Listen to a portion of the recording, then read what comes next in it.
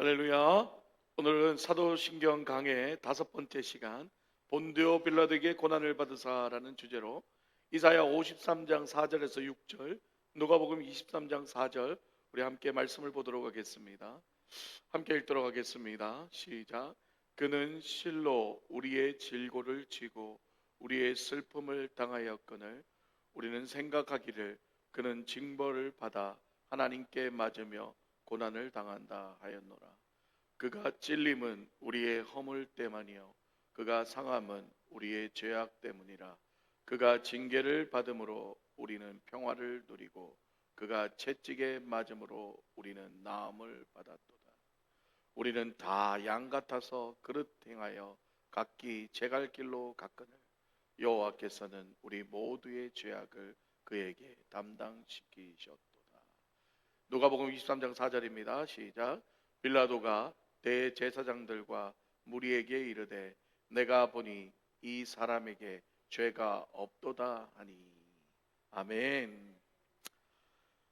자, 이제 오늘은 이제 사도행전이 아니고 사도신경 5번째 시간으로 이제 오늘 본디오 빌라도에게 고난을 받으사라는 주제를 가지고 이제 함께 은혜를 좀 나누기를 원합니다. 자, 우리가 사도신경을 통해서 우리가 가장 먼저 좀 깨달아야 될 것은 뭐냐 하면은 예수 그리스도의 고난과 이 십자가의 사건은 결코 우연히 일어난 일도 아니고 신화적인 일도 아니라는 거예요.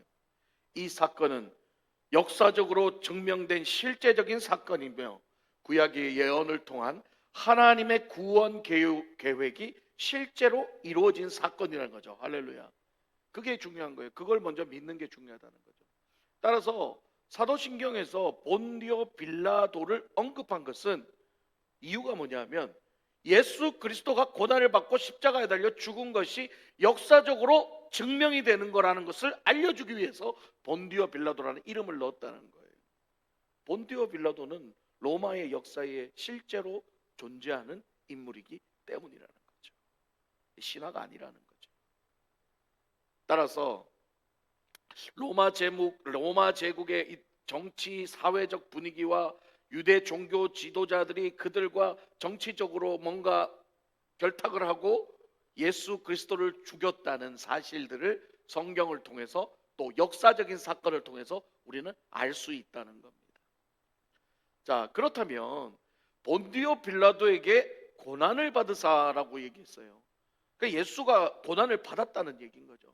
그러면 왜 예수가 고난을 받았는가를 우리가 알아야 되는 거죠. 단순히 우리의 죄를 위해서 고난을 받으셨어요. 우리의 죄를 위해서 십자가에 달려 죽으셨어요. 왜? 우리의 죄를 위해서. 그러니까 너희 죄가 뭔데? 그건 잘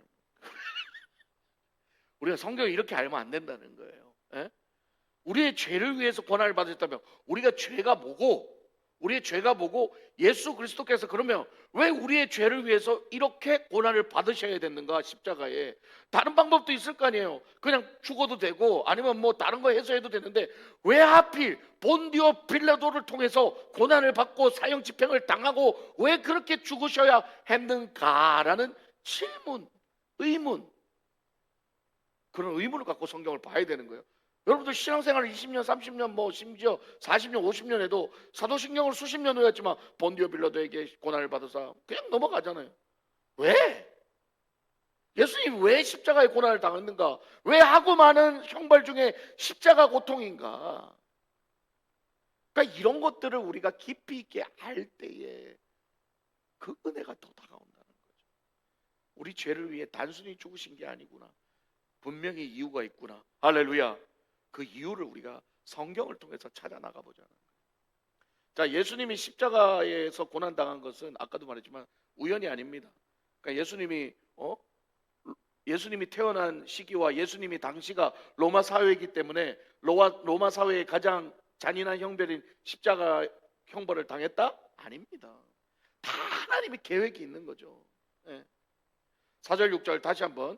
자, 오늘 이 이사야 53장 4절 6절은 이 전통적으로 고난받는 종이라는 주제로 쓰여진 성경이에요. 그래서 다시 한번 쭉 읽어봐요. 자, 시작. 그는 실로 우리의 질고를 지고 우리의 슬픔을 당하였거늘 우리는 생각하기를 그는 징벌을 받아 하나님께 맞으며 고난을 당하였다 하였노라. 그가 찔림은 우리의 허물 때문이요 그가 상함은 우리의 죄악 때문이라. 그가 징계를 받음으로 우리가 평화를 누리고 그가 채찍에 맞음으로 우리는 나음을 받았도다. 우리는 다 양 같아서 그릇 행하여 각기 제갈 길로 갔거늘 여호와께서는 우리 모두의 죄악을 그에게 담당시키셨도다. 자, 이 이사야서의 말씀은 예수 그리스도가 지금 이 고통을 당하기 벌써 몇 년 전, 700년, 800년 전에 이루어진 이야기예요. 예수님이 이 땅에 오시기도 전에. 근데 이 이사야서의 이 고난받는 suffering servant의 이 주제를 가진 이 성경 말씀은 어쩜 그렇게 예수 그리스도가 이 로마의 형벌에서 받는 그 고난과 딱 맞아떨어지냐. 이게 중요한 거예요. 그는 실로 우리의 질고를 지고 우리의 슬픔을 당하였거늘 우리는 생각하기를 그는 징벌을 받아 하나님께 맞으며 고난을 당한다 하였노라. 여러분, 유대인들이 예수님 고난을 누가 예수님 고난 받게 했어요? 십자가 받게 했어요? 유대인들이 했잖아요.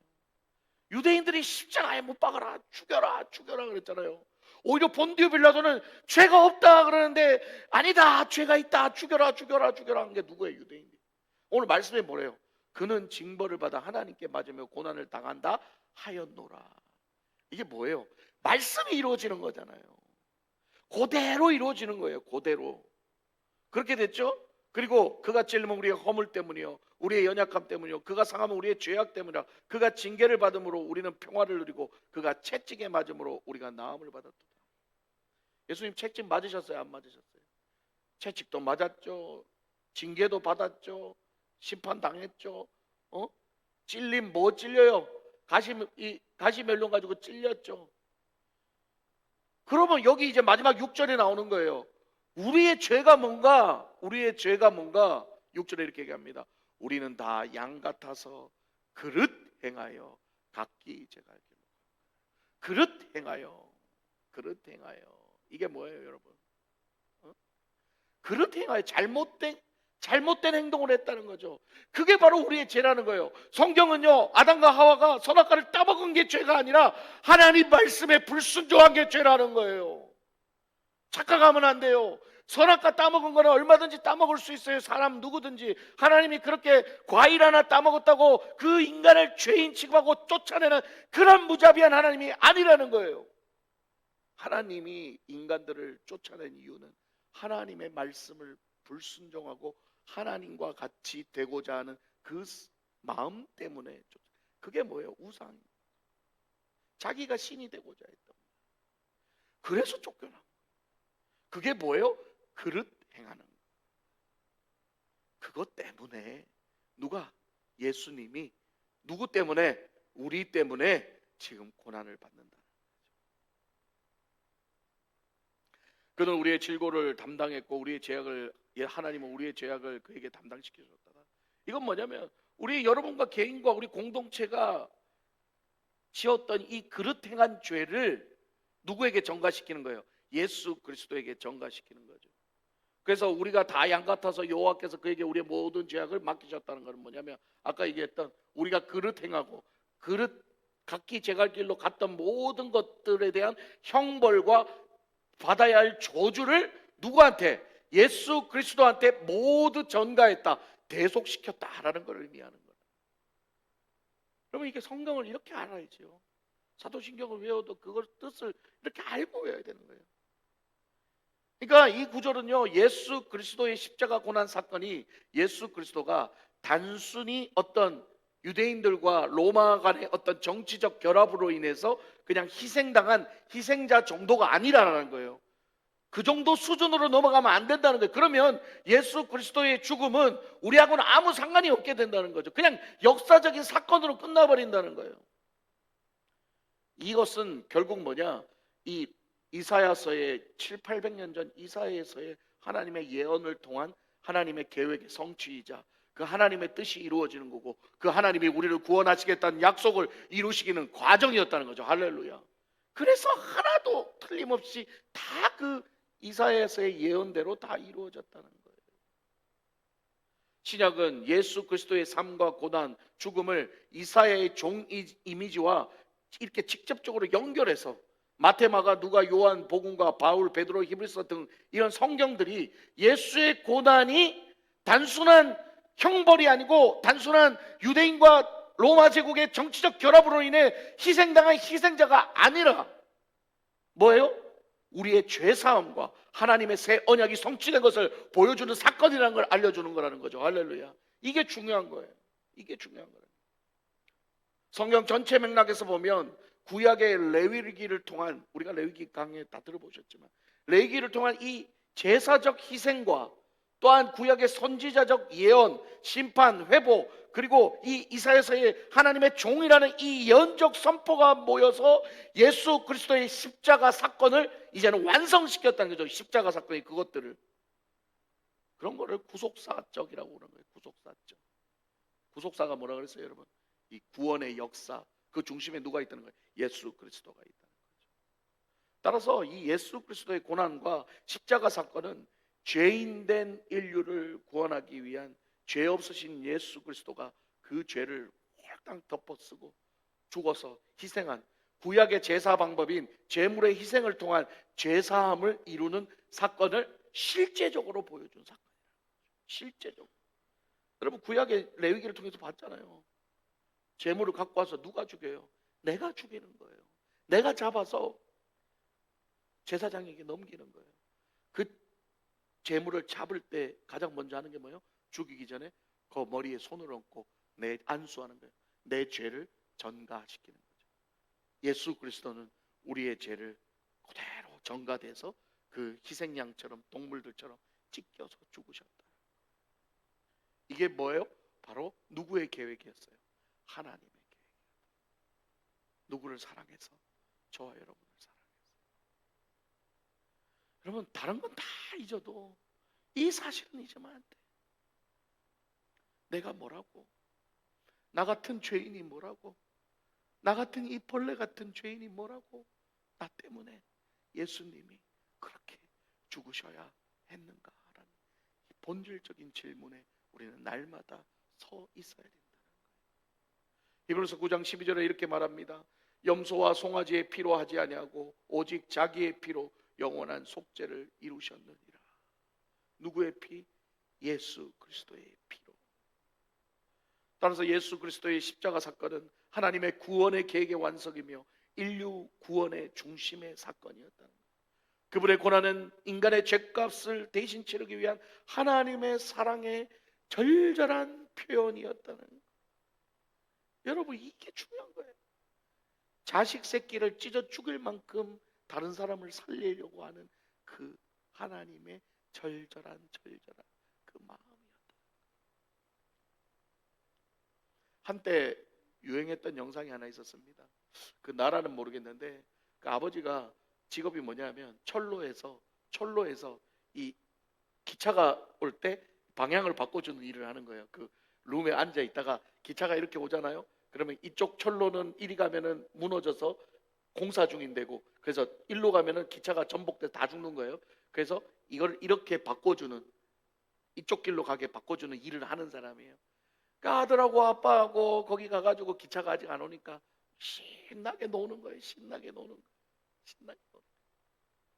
근데 영상에 기차의 모습을 보여줍니다. 기차 안에서는 사람들이 웃고 재밌게 떠들고, 어떤 사람은 마시고, 어떤 사람은 애기들하고 놀고, 뭐 너무 기차 안의 모습은 행복한 모습을 보여주고 있고, 그 기차는 쏜살같이 달려가고 있어요.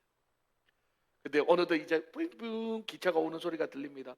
그래서 아버지가 이제 이거를 당기려고 길을 바꿔야 되니까 이걸 당기려고 딱 잡았는데 아들이 안 보이네. 밑에를 봤더니 그 아들이 이거 당기면 맞물리는 기아에 옷이 껴가지고 빠져나오지를 못하는 거야. 아버지가 이걸 당기면 아기는 거기 그 바퀴에 빨려 들어가서 죽는 거예요. 자기 자식은. 근데 기차가 저기서 오고 있는데 이걸 어떻게 하지를 몰라. 그 아들 구한다고 밑에 가서 아들 땡기면 이 기차는 이렇게 돌아서 그 수많은 사람들은 다 전복돼서 다 죽어버려야 되는 상황 속에서 아버지가 기차 한번 보고 아들 한번 보고 기차 한번 보고 아들 한번 보고 눈물을 쏟아내고 있습니다. 손을 발발발발 떨면서 고민을 하고 있는 거죠. 내 아들을 구하면 여기에 있는 수많은 사람들은 다 전복돼서 다 죽어버리는데, 그렇다고 저걸 살리려고 땡기자니 저 생떼 같은 내 아들이 너무 이쁜 내 아들이 밟혀서 이러지도 못하고 저러지도 못하고, 그러다가 결국은 그 아버지는 자기 아들 하나 죽이고 이 수많은 사람 살리기 위해서 레바를 당깁니다. 당기는 순간 그 아들은 아 하면서 그 기아에 빨려 들어가 죽는 모습을 보는데, 이 기차는 샥 하고 지나갑니다. 기차 안에 있는 사람들은 아무도 몰라. 그 아버지가 자기들 살리기 위해서 그 밑에서 지 아들 죽여가며 그 방향 레바를 당겼다는 건 아무도 몰라. 그 기차는 여전히 그 안에서 사람들은 웃으면서 지나가고 갑니다. 아버지는 기차가 지나간 후 그 찢겨 죽은 아들을 끌어안고 눈물을 쏟아냅니다. 이게 하나님의 사랑이에요. 여러분 멀쩡하게 살아가고 있고, 여러분 아무 일 없는 듯이 살아가는 게 그냥 된 게 아니라, 그 아버지가 지 새끼 죽여가며 그 땡긴 그 사람들은 모르지. 그래도 모르고 살아가는 거예요. 그러나 나중에 이 일이 이제 알려져서 뉴스에 나오고, 그러니까 그 뉴스를 보면서 내가 그 기차에 타고 있었던 사람인데 눈물을 쏟아내는 거예요. 저 아저씨가 지 자식 안 죽였으면 내가 죽었어야 되는데. 여러분에게 하나님 지금 말씀을 통해서 알려주고 있는 거예요. 예수 그리스도가 그렇게 찢어 죽이지 않았으면 그 자리에 여러분들이 다 죽었어야 돼요. 그런데 예수 그리스도가 왜 하필 본디오 빌라도에게 사형 선고를 당했냐는 거죠. 그러면 본디오 빌라도는 왜 죄 없는 예수 그리스도를 사형에 처했을까요? 이게 바로 그 당시에 정치적 배경과 깊은 관련이 있었다는 거죠. 당시 로마 제국은 유대를 지배하고 있었고, 빌라도는 치안 유지와 폭동 방지가 최우선으로 하고 있는 그 간부였어요. 그 당시가 유월절 기간이었어요. 유월절 기간은 여러분 아시죠? 많은 유대인들이 모여서 제사를 지내고 하나님 앞에 나가는데, 그때 수많은 유대인들이 예루살렘에 모였고, 민중은 어떻게 했어요? 예수님을 호산나 다윗의 자손이요라고 외치다가 예수를 왕으로 모시려 했는데 어떻게 해요? 이제는 반대로 이 사람은 자칭 유대인이라고 왕이라고 하면서 로마에 반역했다고 예수에게 어거지로 죄를 뒤집어 씌우고 예수 그리스도를 지금 고발하고 있는 상태예요. 그래서 빌라도가 그랬죠. 나는 이 사람에게 죄를 찾을 수 없다 그랬는데, 심지어 자기 아내가 꿈으로 예수 재판하지 말라고 꿈으로 알려줬음에도 불구하고 빌라도는 어떻게 해요? 민중의 분노와 폭동을 두려워해서 그는 결국 정치적 안정을 위해 무죄한 예수 그리스도를 십자가 사형에 처하고 만다는 거예요. 막 유대인 지도자들이 이렇게 얘기했어요. 네가 만약에 예수를 사형에 처하지 않으면 우리가 가이사 왕에게 고발해가지고 너가 이 반역자를 봐주었다고 얘기한다고 그런 협박까지 하니, 자신의 안위가 두려워서 자신의 자리가 위험해지니까 과감하게 자신이 무죄인 줄 알면서도 예수를 죽여버려요. 사형에 처해버렸다. 누가복음 23장 4절 다 같이 읽겠습니다. 시작. 빌라도가 대제사장들과 무리에게 이르되 내가 보니 이 사람에게 죄가 없도다 하니. 죄가 없는 걸 알면서도 그렇게 한 거죠.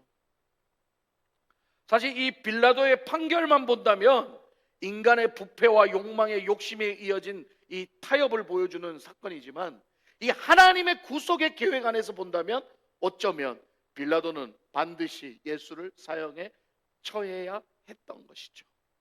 왜냐하면 빌라도가 예수를 사형에 처하지 않았다면 예수는 죽지 않았을 것이고, 그럼 우리를 구원하지 못하기 때문에 결국은 빌라도 역시도 하나님의 구원의 계획 안에 들어가 있던 악한 나무로 쓰임받은, 악한 도구로 쓰임받은 것이었다는 거예요.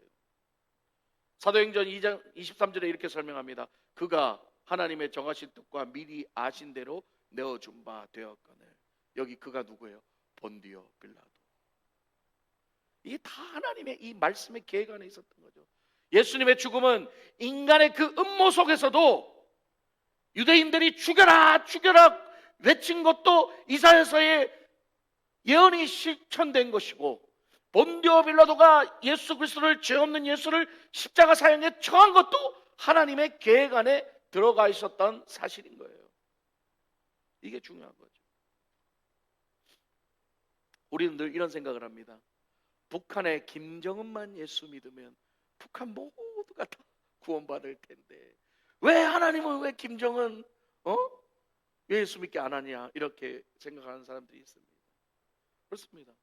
종교와 정치가 결합되면 잘 될 것 같지만요, 여러분 한국도 그렇고요. 다 보십시오. 종교와 정치가 결합돼서 잘 된 거 하나도 없습니다. 역사적인 사건만 봐도 오히려 종교와 정치가 결합되니까요, 성직자가 더 타락하고 하나님의 이름이라는 명목으로 더 많은 범죄와 사진과 타락이 이루어졌던 걸 우리는 역사적인 사건으로 보여요. 예. 하나님의 이름으로 가지고 사람들 다 죽인 거예요. 하나님의 이름으로 마녀 사냥해서 다 불태워 죽인 거고요. 이념 맞지 않다고. 그렇습니다. 다시 말해 하나님의 뜻과 다른 인간의 방법과 계획은 반드시 실패한다는 걸 하나님 역사적으로 보여준다는 거죠. 따라서 이집트 백성을 보내지 않으려 했던 바로 왕도 하나님이 그의 마음을 강팍했다고 했었고, 지금 이 빌라도의 마음도 하나님이 그렇게 하게 하신 거예요. 이게 모두 하나님의 계획에 이루어진 사건들인 거예요. 그래서 사도신경에는 빌라도를 언급하는 거죠. 본디오 빌라도에게 고난을 받으사 십자가에 못 박혀 죽으시고. 이건요 단순히 빌라도라는 인물을 언급하기 위한 것이 아니라는 거예요. 예수 그리스도의 고난과 죽음과 부활은 결코 신화가 아니라 진실입니다. 전설이 아니라는 거예요. 이 빌라도 아래에서 죽으셨다는 이 표현은 그분의 고난이 실제 사건이라는 것을 우리에게 나타내주고 있다는 거죠. 우리가 믿는 기독교 신앙은 허공, 신화 이런 거 아닙니다. 역사적에서 실제로 이루어진 구속의 사건 위에 세워진 것이라는 거예요. 할렐루야. 예수님은 빌라도 아래서, 즉 인간의 권력 아래서 부당하게 고난을 당하셨습니다. 그리고 죄 없는 사람이 우리의 죄를 뒤집어쓰고 다 고통을 감당하고 죽으셨다는 거예요. 이건 뭐예요? 죄 없는 사람도 죄를 뒤집어씌워 죄인을 만드는 인간의 사악한 죄의 모습을 보여주는 사건입니다. 그러나 예수 그리스도는 그 사악한 인간의 모습 속에서 예수 그리스도는 하나님의 사랑으로 그들을 용서하고 품고 담당하고 부활하셔서 구원을 이루셨다는 거예요. 그래서 인간의 그 사악한 죄 그리고 하나님의 사랑이 대비되는 사건이라는 거예요. 예수님은 그 인간의 악과 불의의 한복판에서 용서와 사랑으로 구원을 이루셨다. 그래서 예수님은 세상의 권력의 심판대의 피고석에 서서 사형 집행을 받았지만 사실은 그 순간은 하나님이 오히려 예수 그리스도를 통하여서 온 인류를 사형 집행하는 과정이었다는 거예요. 이게 놀라워요. 빌라도는 그 자리에서 예수 그리스도를 사형 집행했지만 그 자체가 예수 그리스도가 온 하나님이신 분이 온 인류를 심판하는 역설의 장면이라는 거죠.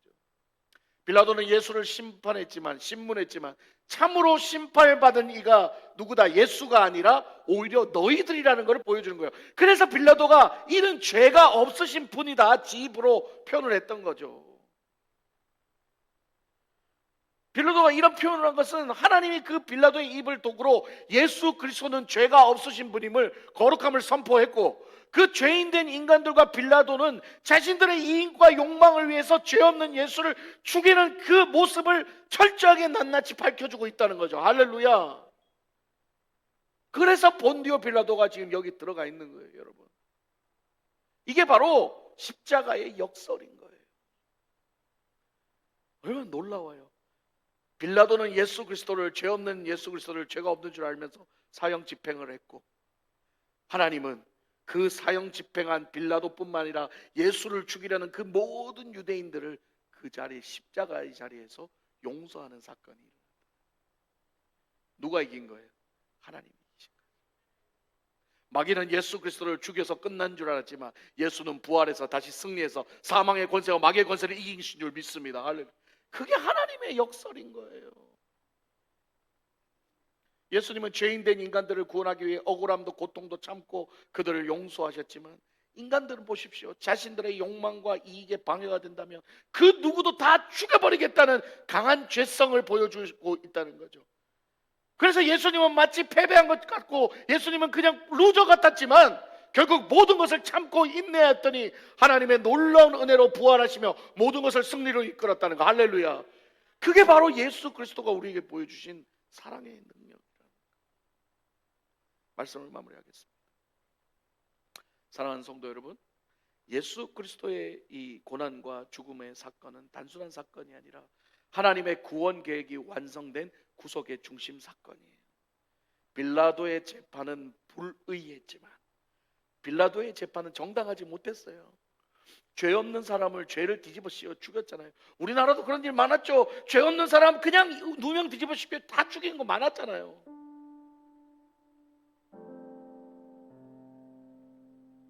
그러나 그 불의 속에서 하나님은 의로우신 일을 이루셨다. 그 인간의 죄악과 인간의 욕망 속에서 하나님은 참고 인내함으로 사랑을 이루어내셨다. 용서를 이루어내셨다. 예수님은 세상의 법정에서 유죄 판결을 받으셨지만 그 순간 우리를 향한 하나님의 무죄 선언이 시작됐다는 걸 기억하셔야 된다는 거예요. 할렐루야. 예수님이 사형하면서 재판 땅땅땅 하는 순간 하늘에서 하나님이 너희는 이제 무죄다 땅땅땅. 할렐루야. 그 사형의 고통, 그 사형의 심판을 예수가 담당하는 순간 하나님이 하늘에서 우리의 죄를 땅땅땅 무죄라고 선언해 주는 사건이었다는 거예요. 우리가 살아가는 세상은 치열한 경쟁 사회입니다.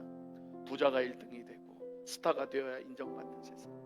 그러다 보니 자신의 성공과 이익에 방해가 되면 밟고 누르고 심지어 죽이기까지 하는 그런 세상이에요. 그렇게 부자가 되고 그렇게 남을 밟고 그렇게 남을 죽이고 성공하면 유명해지면 그 사람들이 행복할까요?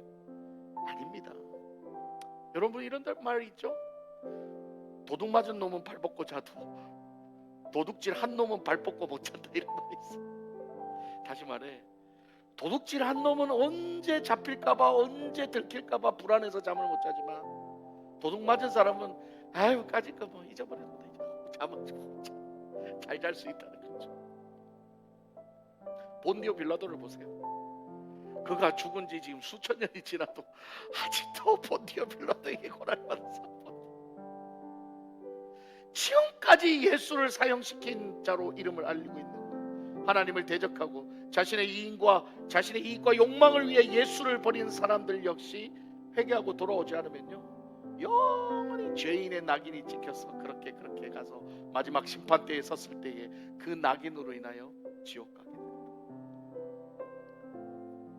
우리의 삶을 통해 예수 그리스도가 나타나시기를 주님의 이름으로 축복합니다. 저와 여러분이 죽더라도, 우리가 희생하더라도, 우리가 좀 덜 가지더라도, 우리가 좀 못나더라도, 우리가 좀 더 낮은 곳으로 가더라도 우리 예수님만 살 수 있다면, 우리 예수님이 영광 받을 수 있다면 그 길을 가시는 저와 여러분 되시길 축복합니다. 우리가 손해보고 실패하는 것 같고 우리가 정말 루저 같을지라도 우리 예수님도 그 길을 가셨잖아요. 그런데 우리 예수님도 용서하고 사랑으로 품었더니 하나님의 놀라운 은혜로 부활해서 인류를 구원했던 것처럼 우리도 그런 길을 가더라도 예수님만 영광 받을 수 있다면, 나는 죽고 예수님이 살 수 있다면 그것이 우리에게 축복이라는 사실을 잊지 말으시기를 주님의 이름으로 축복합니다.